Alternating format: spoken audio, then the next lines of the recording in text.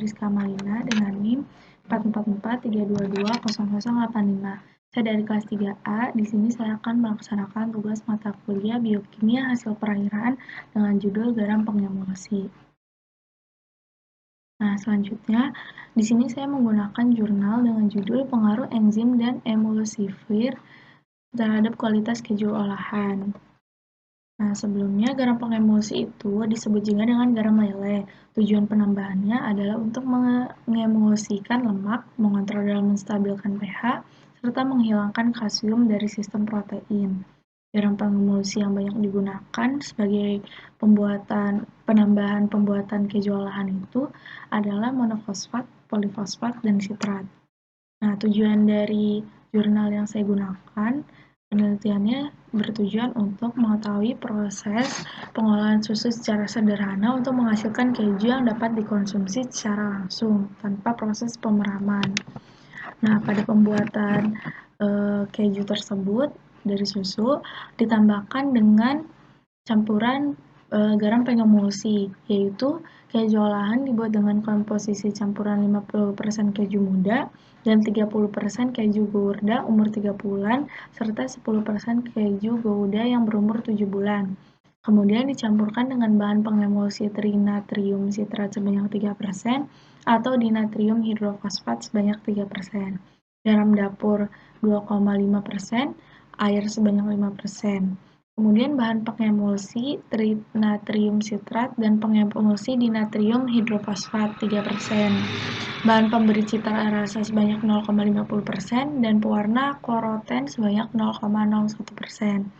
Kemudian campurannya dihomogenisasi pada kecepatan 10.000 sampai 15.000 rpm selama 10 sampai 15 menit. Nah, berdasarkan metodologi tersebut dapat dihasilkan bahan yang menggunakan pengemulsi trinatrium sitrat itu mempunyai pH yang lebih tinggi dengan total asam titrasi yang lebih rendah dibandingkan keju yang menggunakan bahan pengemulsi dinatrium hidrofosfat. Nah, hal tersebut mungkin terjadi karena ada perbedaan kebasaan dari dua jenis bahan pengemulsi tersebut. Nah, trinatrium sitrat itu mempunyai sifat yang lebih basa daripada dinatrium hidrofosfat. Kemudian, hasil yang diperoleh itu, keju dengan bahan pengemulsi dinatrium hidrofosfat mempunyai kadar protein yang lebih tinggi daripada bahan pengemulsi trinatrium sitrat. Pada penggunaan bahan pengemulsi dinatrium hidrofosfat itu, kejunya dibuat dengan koagulan renin sapi lebih keras daripada keju yang dibuat dengan renin M. pusillus. Hal tersebut dipengaruhi oleh perbedaan kadar air. Nah, pada keju yang dibuat dengan renin sapi itu mempunyai kadar air yang lebih rendah dengan tekstur yang lebih keras dibanding dengan keju yang dibuat dengan renin M. pusillus.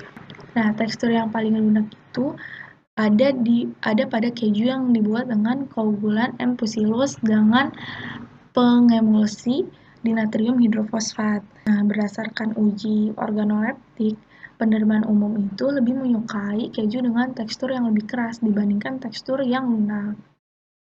Dari hal tersebut dapat disimpulkan, dinatrium hidrofosfat memiliki kadar protein yang lebih tinggi daripada keju yang dibuat dengan bahan pengemulsi trinatrium sitrat, dan keju yang dibuat dengan koagulan renin sapi lebih keras teksturnya daripada keju yang dibuat dengan renin M. pusillus. Tekstur yang paling lunak tentu saja ada pada keju yang dibuat dengan renin M. pusillus dengan pengemulsi dinatrium hidrofosfat. Hasil uji organoleptik keju yang mempunyai tekstur yang lebih keras lebih disukai daripada tekstur yang lebih lunak. Sekian video tugas biokimia hasil perairan yang dapat saya lakukan. Apabila ada kesalahan kata atau ucapan mohon dimaafkan. Wassalamualaikum warahmatullahi wabarakatuh.